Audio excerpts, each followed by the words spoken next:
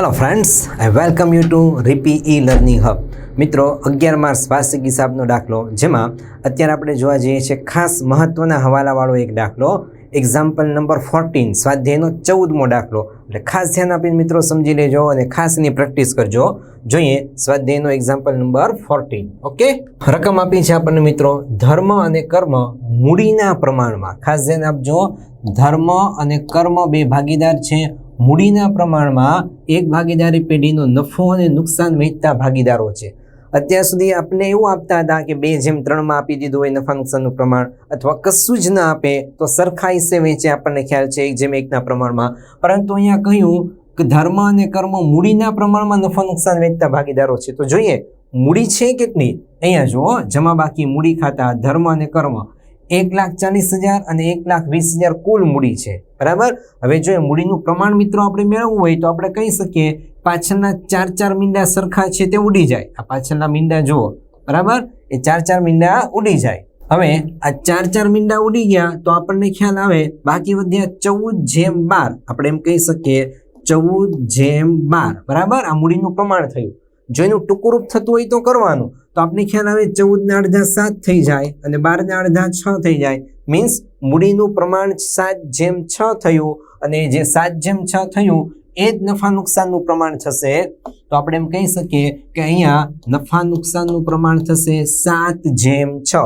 કેવી રીતે આવ્યું તમને ખ્યાલ આવી ગયો. પાછળના મીંડા જેટલા સેમ હોય એ દૂર કરવાના, 4 મીંડા કટ કર્યા તો 14/12 થયા. 14/12 નું શોર્ટ રૂપ, બરાબર, શોર્ટ ફોર્મ ટૂંકરૂપ થતું હોય તો કરવાનું. તો 2 વડે ભાગ ચલાવ્યો, 7 દુ 14, 6 દુની 12. જો 2 વડે ભાગ ન ચાલતો હોય તો 3 વડે પણ ચલાવવો પડે. બરાબર, અને ટૂંકરૂપ થતું હોય તો કરવાનું. 14 અડધા 7 અને 12 અડધા 6 મીન્સ 7/6. તો આપણે એમ કહી શકીએ નફા નુકસાનનું પ્રમાણ અહીંયા આપણી પાસે મળ્યું 7/6. ઓકે, ચાલો નેક્સ્ટ આગળ વધીએ. ઉપાડ આપી દીધો છે આપણને, શરૂઆતનો સ્ટોક આપ્યો છે, ખરીદી આપી છે, માલ પરત જમા. હવે ધ્યાન આપજો, આ માલ પરત જમા જે છે એનો મિનિંગ એવો થાય મિત્રો, આ છે આપણું વેચાણ પરત. ઓકે, કારણ કે માલ પરત જમા, તો જમા કોણ હોય? વેચાણ. વેચાણ જમા હોય, બરાબર, એટલે તેને કહેવાય વેચાણ પરત. ખાસ ધ્યાન રાખજો, વેચાણ જમા હોય, અહીંયા તમને બતાવું, જો વેચાણ જમા હોય પણ વેચાણ પરત ઉધાર હોય, જેને બીજા શબ્દમાં કહેવાય માલ પરત જમા. ઓકે, આગળ લેણું. લેણું એટલે શું? આપણે અગાઉ પણ જોઈ ગયું હતું, મૂડી દેવા અને મિલકત લેણા. તો લેણું જે છે એ આપણો એકદમ સિમ્પલ વસ્તુ, મૂડી દેવા બાજુ દેવું આવે, મિલકત લેણા બાજુ લેણું આવે. લેણું એટલે બીજું કશું જ નહીં, ઊંધું દેવાદારો. ઓકે, લેણું એટલે લેણદારો નહીં, લેણું એટલે દેવાદારો, ઊંધું. આગળ પગાર 28/2/2017 સુધીનો આપ્યો, મીન્સ 11 મહિનાનો જ આપ્યો છે, 13,200. 28/2/2017 આપણું વર્ષ પૂરું થાય 31/3/17. તો 1 મહિનાનો હજુ ખાસ ચૂકવવાનો બાકી છે. આ ગુપ્ત હવાલો કહેવાય, જોઈ લઈશું આપણે. યંત્ર ઓફિસના આપ્યા 71,760. યંત્ર પર ઘસારો આપી દીધો છે એક તો. ઓકે, આગળ મકાન 80,000. મૂડી આપી છે ધર્મ અને કર્મને 1,40,20. વેચાણ આપ્યું છે 21. માલ પરત ઉધાર. ખાસ ધ્યાન રાખજો, ખરીદી ઉધાર હોય. જો અહીંયા ખરીદી ઉધાર હોય અને ખરીદ પરત જમા હોય. આઈ રિપીટ, ખરીદી ઉધાર હોય, ખરીદ પરત જમા હોય, વેચાણ જમા હોય, વેચાણ પરત ઉધાર હોય, વિરુદ્ધ. હવે અહીંયા ખરીદી ઉધાર છે તો આ માલ પરત ઉધાર, એનો મતલબ થાય આ આપ્યું છે આપણને ખરીદ પરત. બરાબર, એટલે જ્યારે તમને આવું આપે ત્યારે ધ્યાન રાખજો, માલ પરત ઉધાર. ઉધાર કોણ હોય? ખરીદી. એટલે માલ પરત ઉધાર એટલે ખરીદ પરત થયું. એ જ રીતે માલ પરત જમા. બરાબર, જમા કોણ હોય? વેચાણ. તો માલ પરત જમા એટલે વેચાણ પરત થાય. ઓકે, ચાલો. દેવું, હમણાં મેં તમને વાત કર્યું, મૂડી દેવા બાજુ દેવું આવે. તો આ દેવું છે એનો મિનિંગ એવો થયો, અહીંયા આ લેણદારો છે. બરાબર, દેવું એટલે લેણદારો. ખાસ ધ્યાન રાખજો, લેણું એટલે લેણદારો નહીં, ઊંધું દેવાદારો. દેવું એટલે દેવાદારો નહીં, લેણદારો. પરંતુ મૂડી દેવા બાજુ દેવું આવે એટલે લેણદાર આવે, અને મિલકત લેણા બાજુ લેણું આવે એટલે દેવાદારો આવે. મજૂરીના બાકી દેવા, એ પણ દેવું છે. ધર્મની લોન, ખાસ ધ્યાન આપજો, 30,000 ધર્મની ભાગીદારની લોન છે. બરાબર, જમા બાકી છે એનો મતલબ એવો થયો, જમા ઉધાર મીન્સ મૂડી દેવા બાજુ આવે, મીન્સ આપણે લીધેલી લોન કહેવાય. અને લીધેલી લોન હોય, બરાબર, તો આપને ખ્યાલ છે તે રીતે ફરજિયાત પેઢી મફતનું લેતી નથી, એટલે પેઢી ફરજિયાત 6% વ્યાજ ચૂકવશે, કશું જ ન કહ્યું હોય ત્યારે. કારણ કે પેઢી મફતનું લેતી નથી, તો પેઢીએ ધર્મ પાસેથી, ભાગીદાર પાસેથી 30,000ની લોન લીધી છે, આ 30,000 ઉપર પેઢી 6% વ્યાજ ચૂકવશે. ઓકે, લોનનું વ્યાજ અહીંયા ક્યાં આપ્યું હોય તો જોઈ લઈએ આપણે. ઓકે, ચાલો લોનનું વ્યાજ નેક્સ્ટ જોઈ લઈશું આગળ. ધર્મની લોન, મળેલ વટાવ, બેંક ઓવરડ્રાફ્ટ, ચાલુ ખાતું, કર્મ. હવે જો ચાલુ ખાતા પણ આપ્યા છે, એનો મતલબ સ્થિર મૂડી ખાતાની પદ્ધતિ અપનાવે છે, એટલે આ મૂડી સીધી જશે પાકા સરવૈયામાં મૂડી દેવા બાજુ અને આપણે બનાવવાનું થશે ચાલુ ખાતું. રકમ વધુની છે, આગળ જોઈએ. મજૂરી આપણને ખ્યાલ છે, વેપાર ખાતામાં ઉધાર બાજુ હશે, વીમા પ્રીમિયમ એ નફા નુકસાનની ઉધાર બાજુ, આપેલ વટાવ નફા નુકસાનની ઉધાર બાજુ, લોન પર વ્યાજ આવ્યું, લોન પર વ્યાજ 1200 છે, બરાબર. હવે અહીંયા જે લોન આપણે લીધી હતી ધર્મ પાસેથી, એટલે પેઢીએ લોન લીધેલી છે 30,000, 30,000ના 6% આવે, બરાબર. તો આપને ખ્યાલ છે 6 તેરી 18, 30,000 ગુણ્યા 6% કરો તો 6 તેરી 1800 રૂપિયા વ્યાજ ચૂકવવાનું થાય, પરંતુ અહીંયા વ્યાજ આપણને આપ્યું છે 1200. તો ખ્યાલ આવ્યો આપણને. હવે 1800 ચૂકવવાનું થાય, પણ ચૂકવેલું આપ્યું છે 1200, તો પ્લસ હજુ કરવાનું થશે 600 ચૂકવવાનું બાકી વ્યાજ. એટલે આ ખાસ ધ્યાન રાખજો. ફર્નિચર, મિલકત છે, સ્ટેશનરી ખર્ચ, જાહેરાત ખર્ચ, રોકડ સિલક મિલકતમાં, ચાલુ ખાતું ધર્મ, રકમ ફિનિશ. એનો મતલબ આપણે વેપાર ખાતું પણ બનાવવાનું છે, નફા નુકસાન ખાતું પણ બનશે, નફા નુકસાન ફાળવણી ખાતું બનશે, ભાગીદારના ચાલુ ખાતા અને પાકું સરવૈયું, આટલી વસ્તુ બનાવવાની છે. સૌ પ્રથમ આપણે જઈએ છીએ મૂડી તરફ, બરાબર. એટલે હું તમને સૌ પ્રથમ મૂડી લખાવી દઉં. ધર્મ અને કર્મની પાકા સરવૈયામાં 140 અને 120. ઓકે, ચાલો જતા રહીએ આપણે સીધા પાકા સરવૈયાની અંદર. સૌ પ્રથમ મૂડી તમને ખ્યાલ આવી જાય એટલે લખાવી દઉં છું. ચાલો, અહીંયા ધર્મની મૂડી 140 અને કર્મની મૂડી 120, આ સ્થિર મૂડી ખાતામાં મુકાઈ ગઈ. ઓકે, ચાલો હવે આગળ વધીએ. ફરી પાછા ચાલુ ખાતાની પણ બાકી મુકાવી દઉં, પછી આગળ જોઈશું હવારાને. ચાલુ ખાતું ધર્મની ઉધાર બાકી 17,000, એટલે ઉધાર બાજુ ધર્મમાં લખીશું 17,000 અને કર્મની 14,000 જમા બાકી, એટલે જમા બાજુ 14,000 કર્મમાં અને ઉધાર બાજુ આવશે 17,000 ધર્મમાં. 17,000 અને 14,000 જોઈને આપણે ચાલુ ખાતાની અંદર સૌ પ્રથમ બાકી. ઓકે, ચાલો આ ચાલુ ખાતા એમાં બાકી, ચાલો ઉધાર બાજુ ધર્મ બાકી આગળ લાવ્યા, જમા બાજુ કર્મ 14,000 આ લાવ્યા, 1,416, 1,416. એટલે સૌ પ્રથમ સ્થિર મૂડી આપણે મૂકી દીધી, બરાબર. પાકા સરવૈયામાં સ્થિર મૂડી 140, 120 અને ત્યારબાદ આપણે ચાલુ ખાતાની મૂડી મૂકી દીધી. ધર્મની 17,000 ઉધાર બાકી હતી, કર્મની 14,000 જમા બાકી, એટલે જમા બાજુ મૂકી દીધી. ઇન શોર્ટ પેલા સૌ પ્રથમ આપણે મૂડી મૂકી દીધી ધર્મ અને કર્મની અને ચાલુ ખાતાની. ઓકે, હવે આપણે 1 by 1 ઉપાડ પણ જોઈ લઈએ જરા. ઉપાડ પણ સાથે મૂકી દઈએ છીએ. ચાલો, ઉપાડ કેટલો છે? 7,505, બરાબર. તો 7,505 ચાલુ ખાતાની ઉધાર બાજુ, એટલે ઉપાડ આપણે મૂકી દઈશું સાથે ચાલુ ખાતાની ઉધાર બાજુ 7,505,000 ઉપાડ ખાતે, બરાબર, ચાલુ ખાતામાં. ઓકે, ચાલો આટલી વસ્તુ સૌ પ્રથમ આપણે રજૂ કરી દીધી છે. હવાલા જોઈએ. આખરનો સ્ટોક 21,000. એ પહેલા હું તમને ફરી પાછું જરા ઇન્ફોર્મ કરી દઉં ખાતા કેવી રીતે બનાવવાના છે. તો સૌ પ્રથમ લખવાનું ધર્મ અને કર્મની પેઢીનું 31/7 રોજ પૂરા થતા વર્ષનું વેપાર ખાતું, બરાબર. વેપાર ખાતું પછી આપણે લખીશું 31/7 રોજ પૂરા થતા વર્ષનું નફા નુકસાન ખાતું, પછી લખીશું નફા નુકસાન ફાળવણી ખાતું, પછી લખીશું માત્ર ચાલુ ખાતા અને પછી લખીશું 31/7 રોજનું પાકું સરવૈયું મૂડી દેવા અને મિલકત લેણા. આ રીતે આપણું સ્ટાર્ટિંગ હશે. ચાલો હવે જોઈએ આપણે હવાલા તરફ જરા આગળ વધીએ. આખર સ્ટોક 21,000 છે, જેમાં સ્ટેશનરી સ્ટોક 2,000 સમાયેલો છે. ફરીથી ધ્યાન આપો, આખરનો સ્ટોક છે કુલ 21,000. આ 21,000માં સ્ટેશનરીનો સ્ટોક 2,000 સમાઈ ગયો છે. તો સિમ્પલ વસ્તુ છે કે કોઈ વસ્તુમાં કોઈ વસ્તુ સમાઈ જાય તો આપણે એને દૂર કરવી પડે, બરાબર. આ આખરનો સ્ટોક એ માલનો સ્ટોક હોય અને તમે જે ખરેખર સ્ટેશનરી ખર્ચ કર્યું હોય એનો સ્ટોક હજી તમારી પાસે 2,000 પડેલો છે. તો આખરનો સ્ટોક 21,000માંથી 2,000 બાદ કરો. સિમ્પલ વસ્તુ છે, 21માંથી 2,000 બાદ કરો એટલે તમારી પાસે આખરનો સ્ટોક વધશે 19,000. એટલે સૌ પ્રથમ આપણે લખીશું આખરનો સ્ટોક વેપાર ખાતામાં જમા બાજુ મૂકીશું, આ ઉપરાંત મિલકત લેણામાં. ચાલો જોઈ લઈએ. આખરનો સ્ટોક વેપાર ખાતામાં જમા બાજુ 19,000 અને મિલકત લેણામાં એની બીજી અસર, હવાલાની બીજી અસર પાકું સરવૈયું આખરનો સ્ટોક 19,000 થઈ ગઈ. બંનેની બે અસર, બરાબર. હવાલાની 2 અસર કમ્પ્લીટ કરી. હવે વાત કરતા હતા સ્ટેશનરીના સ્ટોકની, એને પણ જોઈ લઈએ. તો એના માટે પેલા સ્ટેશનરી ખર્ચ આપણે જોવો પડે. ઓકે, ચાલો તો સ્ટેશનરી ખર્ચ કેટલો છે આ યંત્રો છે. સ્ટેશનરી ખર્ચ છે 7,000. સ્ટેશનરી ખર્ચ આપણને આપ્યો છે 7,000. મીન્સ આપણે વર્ષ દરમિયાન 7,000 ની સ્ટેશનરી ખરીદી હોય, સ્ટેશનરીનો ખર્ચ કર્યો હોય. આ 7,000 સ્ટેશનરી ખર્ચમાંથી મિત્રો 2,000 નો સ્ટેશનરીનો ખર્ચ તમારી પાસે સ્ટેશનરીનો સ્ટોક હજુ પડેલો છે. તો 7,000 માંથી 2,000 નો સ્ટોક પડેલો છે એનો મતલબ એવો થાય કે તમે ખરેખર ખર્ચ 5,000 નો જ કર્યો. મીન્સ 7,000 સ્ટેશનરી ખર્ચમાંથી 2,000 સ્ટેશનરીનો સ્ટોક એ બાદ થાય નફા નુકસાન ખાતાની ઉધાર બાજુ. જોઈએ નફા નુકસાન ખાતાની ઉધાર બાજુ જો સ્ટેશનરી ખર્ચ 7,000 માઇનસ એનો સ્ટોક હજી પડેલો છે 2,000 એટલે બાદ થાય. મીન્સ આ તમે ખર્ચ હજુ કર્યો નથી તો ખરેખર ખર્ચ થયો 5,000.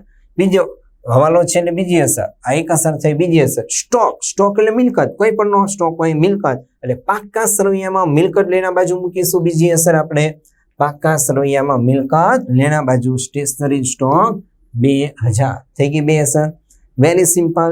આખરના સ્ટોક જે હતો 21,000 એમાં 2,000 સમાઈ ગયા હતા તો 21,000 માંથી 2,000 બાદ કરો એટલે આખરનો સ્ટોક આવી ગયો 19,000. 2,000 છે તો ખરા ને સ્ટેશનરીનો સ્ટોક, તો કોઈ પણ સ્ટોક હોય એ મિલકત કહેવાય એટલે 2,000 અલગ પાડીને આપણે સ્ટેશનરીનો સ્ટોક બતાવવાનો અને સ્ટેશનરીના ખર્ચમાંથી તેને બાદ કરવાનો નફા નુકસાન ખાતામાંથી. ઓકે, ચાલો આટલું ક્લિયર તમને સમજાઈ ગયું. નેક્સ્ટ આગળ વધીએ. યંત્ર પર ઘસારાનો દર વધારીને 10% કરવાનો છે. યંત્ર જે હોય એના ઉપર આપણે ઘસારાનો દર 10% કરવાનો છે વધારીને. તો આપણને ખ્યાલ છે યંત્રની સાથે યંત્રનો જૂનો ઘસારો પણ આપેલો છે. જોઈ લઈએ યંત્ર પર ઘસારાનો દર 10% છે એટલું ધ્યાન રાખજો. અને યંત્ર જોઈ લઈએ. ચાલો અહીંયા જુઓ યંત્ર ઓફિસના 71,760 છે. આ 71,760 માં યંત્ર પર ઘસારો 6,240 આ ઉમેરી દેવાનો એટલે જૂનો ઘસારો આમાં પ્લસ કરી દેવાનો. આ બે પ્લસ થઈ જશે અને પછી નવો ઘસારો આપણે 10% ગણીશું. તો 71,000 માં 6 ઉમેરીએ, 71 ને 6 77,000, 77 માં 760 ને 240 ઉમેરીએ એટલે 77 ને 78,000. મીન્સ ખરેખર યંત્ર આપણે પ્લસ કરીને 78,000 મૂકીશું મિલકત લેણામાં. ઓકે, અને પછી 10% ઘસારો ગણીશું. ચાલો પાક્કા સરવૈયામાં જતા રહીએ. મિલકત લેણામાં યંત્રો મિલકત કહેવાય. તો યંત્ર 71,760 પ્લસ જૂનો ઘસારો 6,240 એટલે કુલ રકમ આવી 78,000. એના 10% કરવાના એટલે નવો ઘસારો મળે. 78,000 ના 10% કેલ્સીમાં કરો 78,000 ગુણ્યા 10 અને ટકાની નિશાની તમે પ્રેસ કરશો એટલે સીધા આપણને મળશે 7,800. આ રીતે 78,000 ગુણ્યા 10% એટલે 7,800. 78 માંથી 7,800 બાદ કરશો એટલે વધશે 70,200. આ થઈ ઘસારાની એક અસર. બરાબર. બીજી અસર નફા નુકસાન ખાતાની ઉધાર બાજુ. તો આપણે જઈએ નફા નુકસાનની ઉધાર બાજુ યંત્રનો ઘસારો. ચાલો નફા નુકસાન ખાતું ઉધાર બાજુ યંત્રનો ઘસારો 7,800 થઈ ગઈ 2 અસર. ઓકે, ચાલો આ રીતે આપણે ઘસારાનો હવાલો સોલ્વ કર્યો. નેક્સ્ટ આગળ વધીએ છીએ. 1,000 નું ઉધાર વેચાણ ભૂલથી ખરીદ પરત નોંધમાં નોંધાયું. એનો મતલબ હવે આપણે આવીશું વેપાર ખાતામાં. તો વેપાર ખાતામાં સૌ પ્રથમ ઉધાર બાજુ શરૂઆતનો સ્ટોક. આપણને ખ્યાલ છે, તમને ફરી પાછું સ્ટ્રક્ચર સમજાવી દઉં. આ વેપાર ખાતું, બરાબર. ચાલો વેપાર ખાતાની ઉધાર બાજુ અહીંયા સૌ પ્રથમ લખવાનો શરૂનો સ્ટોક, ત્યારબાદ લખીશું ખરીદી, ત્યારબાદ ખરીદીમાંથી આપણે માઇનસ કરીશું ખરીદ પરત માઇનસ અન્ય રીતે ગયેલ માલ. આપણું સ્ટ્રક્ચર શરૂઆતમાં આપણે શીખ્યા હતા બધા સ્ટ્રક્ચર. એટલે વેપાર ખાતાનું ઉધાર બાજુ સૌ પ્રથમ શરૂનો સ્ટોક, પછી ખરીદી માઇનસ ખરીદ પરત માઇનસ અન્ય રીતે ગયેલ માલ. એ જ રીતે જવા બાજુ આવે સૌ પ્રથમ વેચાણ માઇનસ વેચાણ પરત. આ વેચાણ પરતને કહેવાય માલ પરત જમા અને આ ખરીદ પરતને કહેવાય માલ પરત ઉધાર. બરાબર. આ એના બીજા શબ્દો દ્વારા એને ઓળખવામાં આવે છે. એટલે આ સ્ટ્રક્ચર પ્રમાણે આપણે જઈશું. તો જઈએ સૌ પ્રથમ વેપાર ખાતાની અંદર. આને ધ્યાન રાખીશું. 1,000 નું ઉધાર વેચાણ ભૂલથી ખરીદ પરત નોંધમાં નોંધાઈ ગયું. તો જો આ ખરીદ પરત નોંધમાં નોંધાઈ ગયું હોય 1,000 તો ત્યાંથી આપણે ખેંચી લેવા પડે, માઇનસ કરવા પડશે. બરાબર. અને પછી ખરીદ પરત નોંધમાં નોંધાઈ ગયું છે એટલે ફરી પાછું આપણે જવું પડશે પાક્કા સરવૈયામાં મૂડી દેવા બાજુ. જે આપણી પાસે દેવું હોય મીન્સ લેણદાર હોય તો ત્યાં આપણે પાછા પ્લસ કરવા પડશે. આ 2 અસર થઈ. બીજી વસ્તુ ઉધાર વેચાણ હતું અને લખાઈ ગયું ખરીદ પરત નોંધમાં, એનો મતલબ ઉધાર વેચાણમાં પ્લસ થયું નથી. તો વેચાણમાં પ્લસ થાય અને ફરી પાછું મિલકત લેણા જે છે, જે આપણી પાસે હશે દેવાદારો, તેમાં પણ પ્લસ થાય. ઇન શોર્ટ 4 અસર થશે. ખાસ ધ્યાન રાખજો, આ હવાલાની 4 અસર થશે. બરાબર, એટલે કયું હવાલાની રીતે જોવા જઈએ તો ખૂબ મહત્વનો દાખલો છે. ચાલો 1 by 1 લઈશું. ખાસ ધ્યાન રાખજો, 1000 નું ઉધાર વેચાણ હતું, પરંતુ ઉધાર વેચાણમાં ન નોંધાતા ભૂલથી નોંધાઈ ગયું ખરીદ પરત નોંધમાં. ઓકે, એટલે આ ખરીદ પરત નોંધમાં નોંધાઈ ગયું છે, ત્યાં આપણે અસર આપવી પડશે. વેચાણમાં નથી નોંધાયું તો અહીંયા પ્લસ કરવું પડશે, નહીં નોંધેલ વેચાણ. આવી રીતે ચાલો જોઈએ 1000 ની અસર છે. સૌ પ્રથમ આપણે વેપાર ખાતામાં જઈએ પહેલા શરૂઆતનો સ્ટોક કેટલો છે એ આપણે જોવો પડશે. ચાલો, તો શરૂઆતનો સ્ટોક 15000, એટલે વેપાર ખાતામાં આપણે આવીશું શરૂઆતનો સ્ટોક વેપાર ખાતામાં. બરાબર, શરૂઆતનો સ્ટોક 15000, આ વેપાર ખાતાની પહેલી એન્ટ્રી. ઓકે, ત્યારબાદ આપણે લઈએ ખરીદી. તો ખરીદી કેટલી છે જોઈએ આપણે કાચા સરવૈયામાં. ખરીદી 80000, શરૂઆતનો સ્ટોક 15000, પછી ખરીદી છે 80000. બરાબર, આ ખરીદી જે છે એમાંથી માલ પરત ઉધાર એટલે ખરીદ પરત બાદ કરીશું 2000. સૌ પ્રથમ ખરીદી માઇનસ ખરીદ પરત 2000, એટલે 80000 માઇનસ 2000. ઓકે, ચાલો વેપાર ખાતામાં જઈએ ફરી પાછા. ખરીદી 80000 માઇનસ માલ પરત 2000. ઓકે, આપણે હમણાં અહીંયા જોયું ખરીદી માઇનસ ખરીદ પરત. બરાબર, તો અહીંયા ખરીદી 80000 માઇનસ ખરીદ પરત. આ માલ પરત શું કહેવાય? ઉધાર.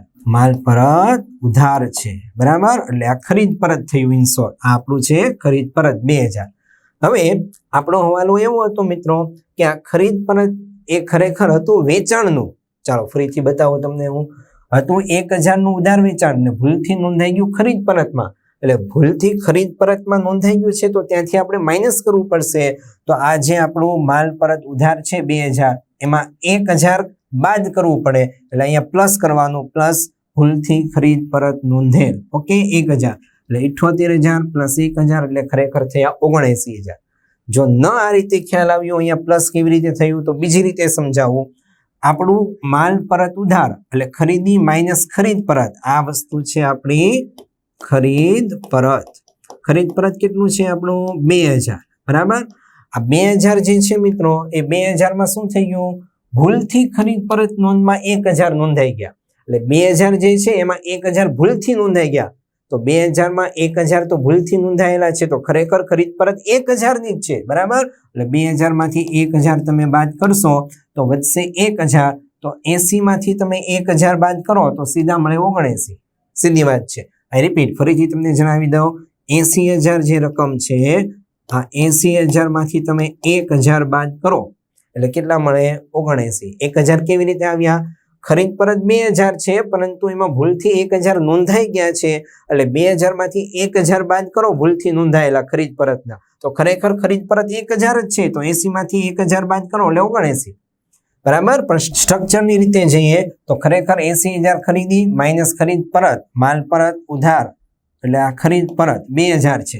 હવે 2000 તો નોંધવા પડે, તો 2000 માં તમે 1000 પ્લસ કરો તો જો પ્લસ માઇનસ માઇનસ થાય, એટલે 2000 એમાંથી 1000 માઇનસ થઈ ગયા કહેવાય. પ્લસ માઇનસ માઇનસ એટલે અહીંયા માઇનસ છે એટલે અહીંયા પ્લસ કરવું પડે. બરાબર, તો 2 માંથી 1 જાય એટલે 1 જ વધ્યા. તો 80 માંથી 1 જાય એટલે 79, અથવા 78 માં 1 ઉમેરો તો પણ 79. ઓકે, બીજી અસર અહીંયા પ્લસ થયું, આ માઇનસ થયું એટલે પ્લસ કરવું પડે. આની બીજી અસર ભૂલથી નોંધેલ ખરીદ પરત ક્યાં જશે? પ્લસ થયું એટલે મૂડી દેવા બાજુ લેણદારોમાં લઈ જાઉં તમને પાક્કા સરવૈયામાં. બીજી અસર જુઓ, દેવું. દેવું મીન્સ કોણ? લેણદારો. ખાસ ધ્યાન રાખજો, દેવા બાજુ દેવું પણ એને કહેવાય લેણદારો. 79000 એમાં પ્લસ ભૂલથી ખરીદ પરતમાં નોંધેલા 1000, એટલે ખરેખર દેવું જે છે એ 79000 જ છે. દેવું આપણું જે છે, બરાબર, દેવું 79000 છે. આ 79000 જે દેવું છે મિત્રો, એમાં આપણે એમ થયું કે ભાઈ ખરીદ પરત 1000 આપણે કરી દીધું છે, એટલે કે 1000 રૂપિયા ઓછા થઈ ગયા છે. આપણે જે માલ ખરીદીએ એમાંથી પરત કરી દઈએ તો એટલા રૂપિયા ઓછા આપવાના થાય, પણ ખરેખર એ ભૂલથી નોંધાયેલા છે. તો 79000 નહીં, એમાં 1000 ઉમેરી દો એટલે ખરેખર આપણું જે દેવું છે બીજાને આપવાના એ કેટલા છે? 79 માં 1 ઉમેરો એટલે 80000. કેમ એવું થયું? કારણ કે અહીંયા આપણે પ્લસ કર્યું, વેપાર ખાતામાં આ પ્લસ થયું ભૂલથી નોંધેલ ખરીદી, એટલે આ જ અસર ફરી પાછી પાકા સરૈયામાં મૂડી દેવામાં પણ અહીંયા પ્લસ થાય એટલે ખરેખર આપણો દેવું જે છે 80,000 છે. ઓકે, તો આપણે જોયું લેણદારો. બરાબર, હજુ અધૂરો હવાલો છે. ખરેખર એની અંદર બીજો આપણી અંદર ટોપિક આપેલો છે કે વેચાણ નોંધની વસ્તુ જે બાકી છે. તો વેચાણ નોંધની અંદર આપણે જઈએ, શું છે આપણે જોઈ લઈએ. 1,000 નું ઉધાર વેચાણ હતું, ખરેખર વેચાણ ભૂલથી ખરીદ નોંધમાં નોંધાયું. તો ખરીદ નોંધમાં નોંધાયું એની બે અસર તો આપી દીધી, પરંતુ 1,000 નું ઉધાર વેચાણ હજુ નોંધવાનું તો બાકી જ રહી ગયું. એટલે એક તો વેચાણમાં પ્લસ થશે. તો સૌ પ્રથમ જોઈએ વેચાણ કેટલું છે. ચાલો જોઈએ વેચાણ. વેચાણ છે 1,20,000. બરાબર, આ 1,20,000 જે વેચાણ છે મિત્રો, એ વેચાણની અંદર 1,000 નું ઉધાર વેચાણ આપણે પ્લસ કરીશું. વેચાણ પ્લસ નહીં નોંધેલ વેચાણ, આ રીતે. તો વેપાર ખાતાની અંદર વેચાણ 1,20,000 પ્લસ નહીં નોંધેલ વેચાણ 1,000. બરાબર, એટલે ખ્યાલ આવી ગયો આપણને. ભૂલથી ખરીદ પરત નોંધ જે આપણે પ્લસ કરવાની હતી તે કરી. આ ઉપરાંત ખરેખર વેચાણ હતું અને વેચાણ નથી નોંધાયું, તો અહીંયા પ્લસ નહીં નોંધેલ વેચાણ 1,000. વેચાણમાં પ્લસ થયું, નહીં નોંધેલ વેચાણ. હવે જેની બીજી અસર આપવી પડશે.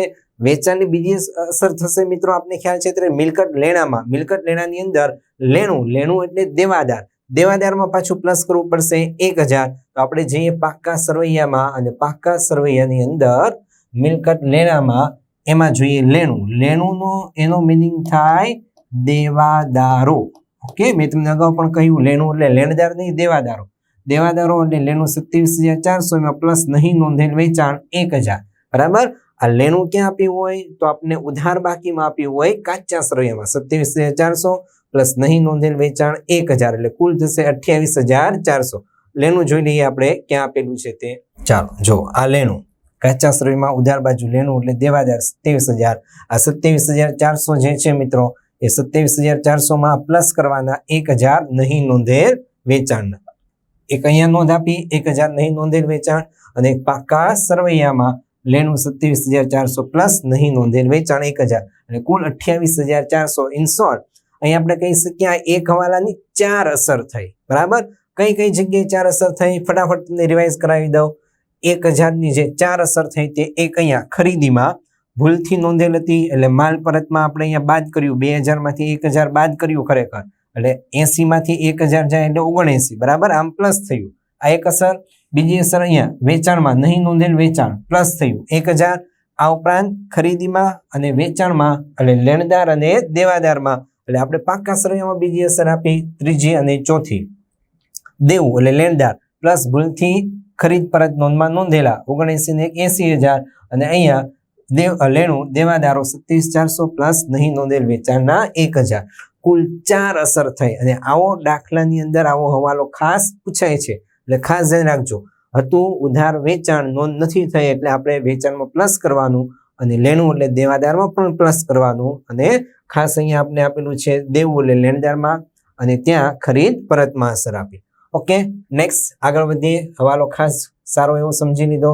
જાહેરાત ખર્ચના 1/4 ભાગ આવતા વર્ષ ખાતે લઈ જવાનો છે. જો જાહેરાત ખર્ચનો 1/4 ભાગ મીન્સ ચોથો ભાગ આવતા વર્ષ માટે લઈ જવાનો મને એવો થયો મિત્રો કે આપણે અગાઉથી ચૂકવી દીધો હોય તો આવતા વર્ષ માટે લઈ જવાનો હોય તો અગાઉથી ચૂકવેલ જાહેરાત ખર્ચ માઇનસ થશે. કેટલો ભાગ? ચોથો, એટલે ભાગ્યા 4 જે આપણને આપ્યું હોય તેના ભાગ્યા 4 કરીશું.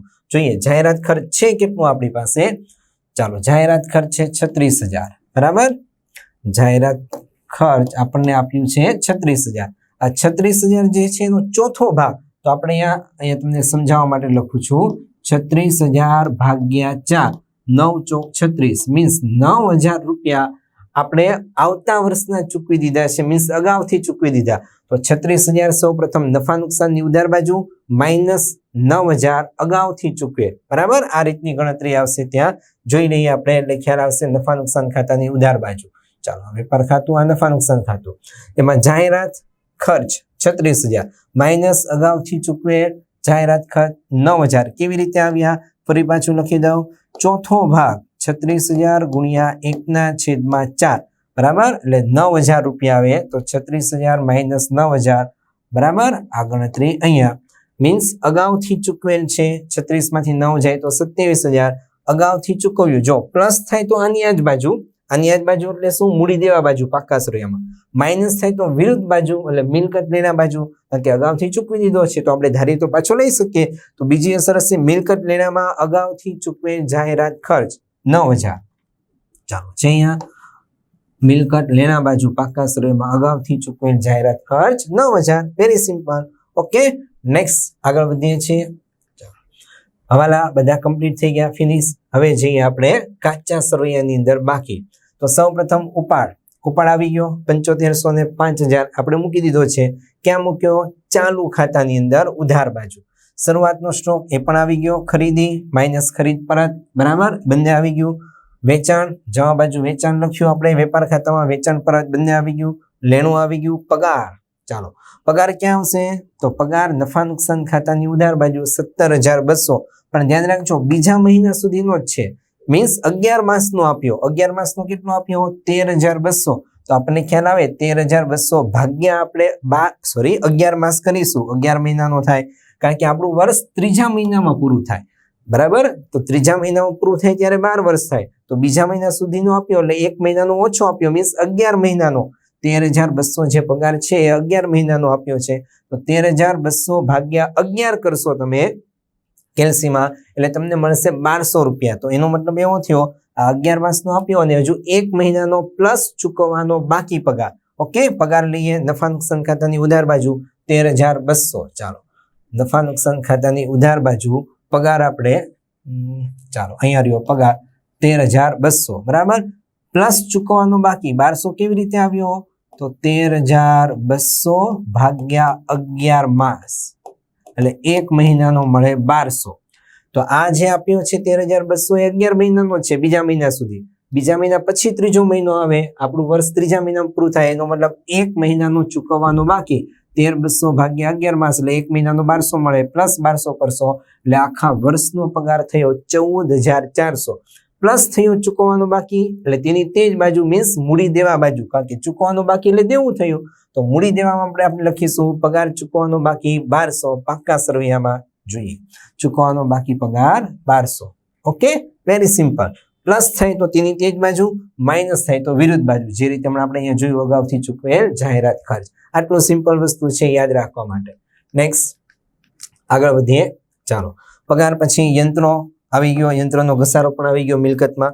મકાન 80000, મિલકત લેણા બાજુ મકાન લખીશું 80000. ઓકે, ચાલો બતાવી દઉં તમને. મિલકત લેણા બાજુ મકાન 80000, યંત્રો પછી આ મકાન 80000 મિલકત લેણા બાજુ પાકા સરવૈયામાં. આગળ વધીએ. નેક્સ્ટ ચાલો મકાન પછી આ બાજુ મૂડી આપને ખ્યાલ છે પાકા સરવૈયામાં શરૂઆતમાં મૂકી દીધી મૂડી. વેચાણ વેપાર ખાતામાં આવી ગયું, માલ પરત ઉધાર ખરીદીમાંથી પરત થઈ ગયું. દેવું પણ હમણાં આવી ગયું, પ્લસ 1000 કર્યા. પાકા સરવૈયામાં મિલકત લેણા બાજુ, બરાબર, સોરી મૂડી દેવા બાજુ. ત્યારબાદ મજૂરીના બાકી દેવા. હવે જુઓ દેવા, આ દેવું, આ પણ દેવું. તો દેવું શબ્દ આવે એટલે મૂડી દેવામાં, બીજું કશું જ નહીં. દેવું શબ્દ આવે એટલે મૂડી દેવામાં. તો મજૂરીના બાકી દેવા 700 રૂપિયા પાકા સરવૈયાની અંદર મૂડી દેવા બાજુ. બતાવું તમને પાકા સરવૈયામાં મૂડી દેવા બાજુ અને અહીંયા આવશે મજૂરીના બાકી દેવા 700 રૂપિયા. દેવું શબ્દ એટલે દેવા બાજુ, લેણું શબ્દ આવે તો લેણા બાજુ. ઓકે, પણ એટલું ધ્યાન રાખજો આ દેવું શબ્દ જે આવશે, દેવું એનો મિનિંગ થાય લેણદારો અને લેણું શબ્દ આવે એનો મિનિંગ થાય દેવાદારો, વિરુદ્ધ. ઓકે, ચાલો આગળ વધીએ. મજૂરીના બાકી દેવા. ત્યારબાદ ધર્મની લોન, ખાસ ધ્યાન રાખજો. જમા બાજુ છે મીન્સ આપણે લીધેલી લોન હોય એટલે પેઢીએ લીધેલી લોન હોય. જમા ઉધાર મીન્સ મૂડી દેવામાં જશે. ધર્મની લોન 30000, એના ઉપર આપણે ખ્યાલ છે તે રીતે કશું જ ન કહે તો 6% લેખે વ્યાજ. તો 30000 ના 6%, 6 તેરી 1800, 30000 ગુણ્યા 6% કરશો એટલે 1800 રૂપિયા વ્યાજ આપણે ચૂકવવાનું હોય. સૌ પ્રથમ ધર્મની લોન આપણે મૂકી દઈએ 30000 મૂડી દેવા બાજુ. ઓકે, પાકા સરવૈયામાં ધર્મની લોન 30000 મૂડી દેવા બાજુ. હવે લોન ઉપર વ્યાજ, કેટલું વ્યાજ થાય તો અહીંયા આપણે ગણતરી જરા કરીએ. 30000 બરાબર ગુણ્યા 6% એટલે 1800 રૂપિયા વ્યાજ થાય, બરાબર. 1800 માંથી આપણે આપ્યું છે કેટલું કાચા સરવૈયામાં એ જોઈએ આપણે. 1800 માંથી કાચા સરવૈયામાં આપણે આપેલી વિગત. ચાલો લોન પર વ્યાજ આપેલું છે 1200, થયું કેટલું 1800. તો 1200 હજુ 600 આપણે ઉમેરવા પડશે, તો 1200 ને પ્લસ 600 1800 થાય, બરાબર. એટલે 1800 માંથી 1200 બાદ કરો તો 600 ઘટે. ચૂકવવાનું બાકી કહેવાય લોન પર વ્યાજ.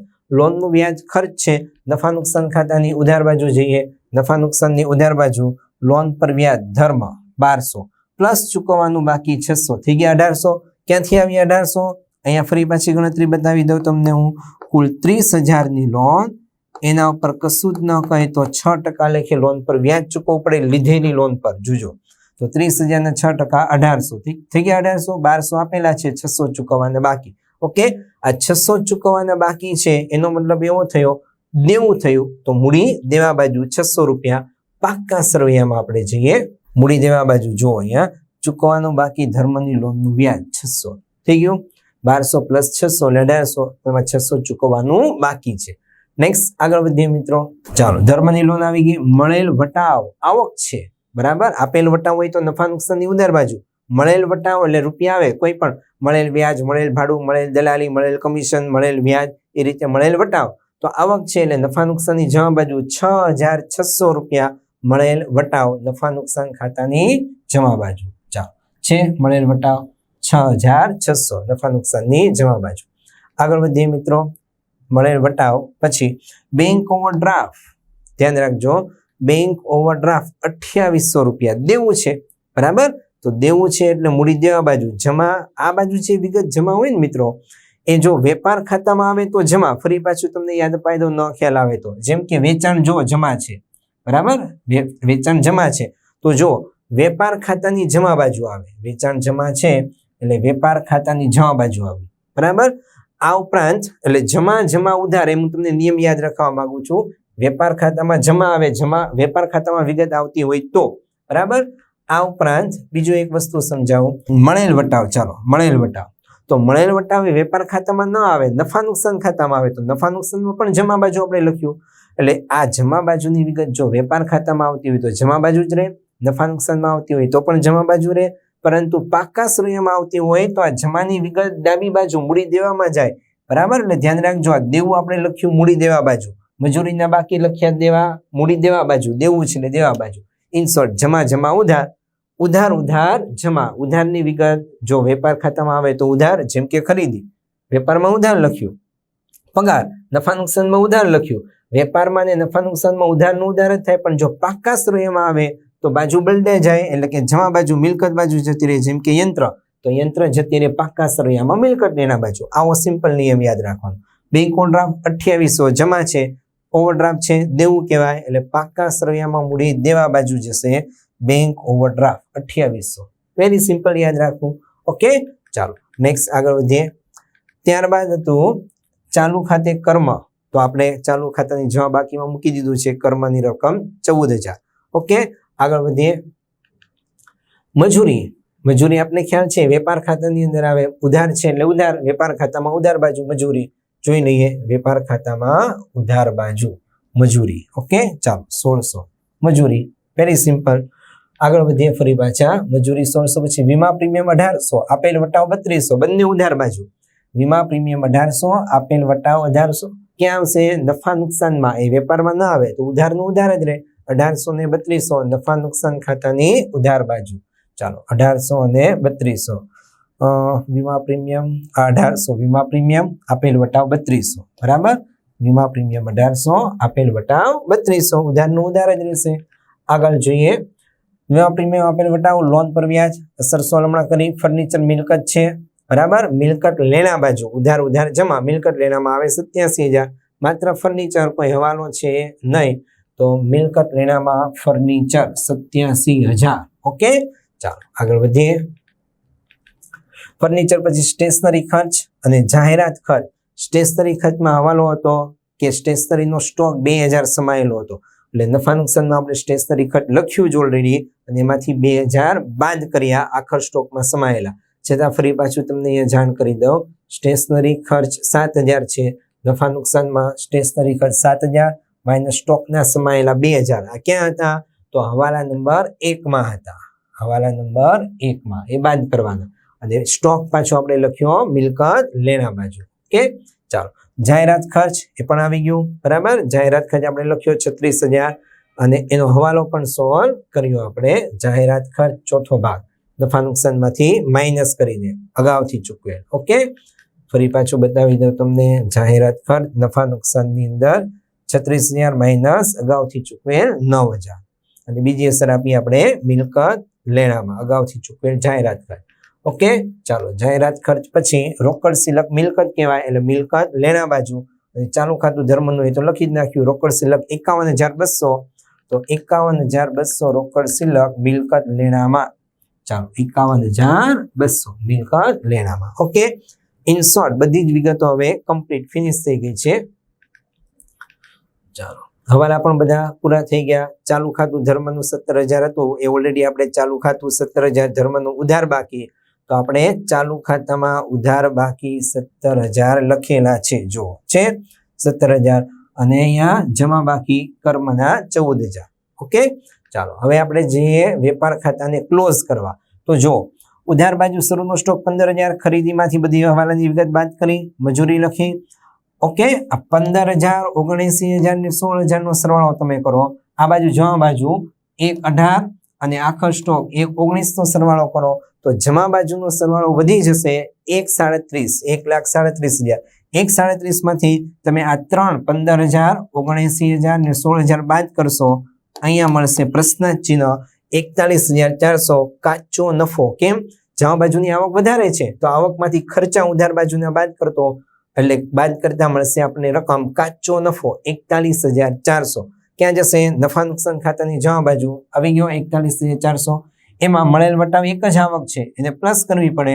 આ બાજુ ઉધાર બાજુના ખર્ચા છે, તો ખર્ચાની વિગત તમે રકમ પ્લસ કરશો કેલ્સીમાં, અને આવકની રકમ પ્લસ કરશો 2, તો તમને ખ્યાલ આવશે ઉધાર બાજુના ખર્ચા વધી જાય છે. કેટલા થાય ટોટલ? 61,000. 61,000 માંથી આ બે જ રકમ તમે બાદ કરશો, 41,600, 41,000 અને 6,000, એટલે 41,000 ને 6,000 આપણે ખ્યાલ છે 47, 47 ના 48, મીન્સ 61,000 માંથી 48,000 બાદ કરશો એટલે જ રકમ મળશે 13,000. નફા નુકસાન ફાળવણી ખાતે ચોખ્ખી ખોટ 13,000. આ ખોટ કેમ ખોટ આવી? ખર્ચા વધી ગયા એટલે ખોટ. 13,000 જશો આપણે નફા નુકસાન ફાળવણી ખાતે, આ 13,000 ખોટ નફા નુકસાન ફાળવણી ખાતે. બરાબર, ઉધાર બાજુ બીજું કશું જ નથી, જમા બાજુ એનો જ સરવાળો, અહીંયા પણ કશું નથી. તો અહીંયા ઘટતી રકમ આ 13,000 જે છે એ ભાગીદારો વચ્ચે વહેંચાશે. અહીંયા સરખાઈ છે નહીં, મૂડીના પ્રમાણમાં. અને મૂડીનું પ્રમાણ આપણે જોયું શરૂઆતમાં 14:12 હતું. 14:12 એનું ટૂંકુરૂપ કર્યું, 14:12 નું ટૂંકુરૂપ, 14 ના અડધા 7, 12 ના અડધા 6, એટલે 7:6 માં વેચ્યું. તો 13,000 રકમ જે છે મિત્રો, 13,000 ગુણ્યા 7 છેદમાં 6 ને 6 12 ને 1 13, કુલ ભાગ 13. તો 13 ઉડી જાય, 7,000 વધ્યા. બરાબર, એટલે ધર્મની રકમ 7,000. એ જ રીતે કર્મ 13,000 ગુણ્યા 6 ના છેદમાં 13, બરાબર, કુલ ભાગ 13. 13 ઉડી જાય એટલે 6,000. બરાબર, 7,000 અને 6,000 બંને વચ્ચે વેચી નાખવાના. આ થઈ વેચણી પાત્ર ખોટ. ક્રોસ થાય ત્યાંથી જમાથી ઉધાર અહીંયા આવશે 7,000 ને 6,000. આ નફા નુકસાન ફાળવણી ખાતે ખોટ 7,000 ને 6,000 બાકી હતી. ઉપાડની પણ બાકી હતી. બરાબર, અને જવા બાજુ બીજું કશું જ નથી, ખાલી માત્ર બાકી આગળ લાવ્યા. સૌપ્રથમ ધર્મની બાબતમાં જોઈએ આપણે ઉધાર બાકી ને જમા બાકીનો સરવાળો. તો જમા બાકી તો કશું છે જ નહીં, તો ઉધાર બાજુ કેટલા છે?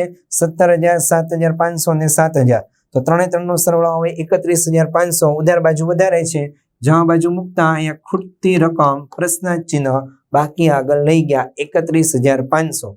એનો મતલબ એવો થયો કે આ જે ચાલુ ખાતું છે સીધે સીધું નીચે ઉતરે, પાકા સરવૈયામાં મિલકત લેણામાં 31,500 આવશે. ચાલો જોઈએ, તમને બતાવી દઉં ત્યાં 31,500 ચાલુ ખાતું ધર્મ મિલકત લેણામાં સીધું નીચે ઉતરે.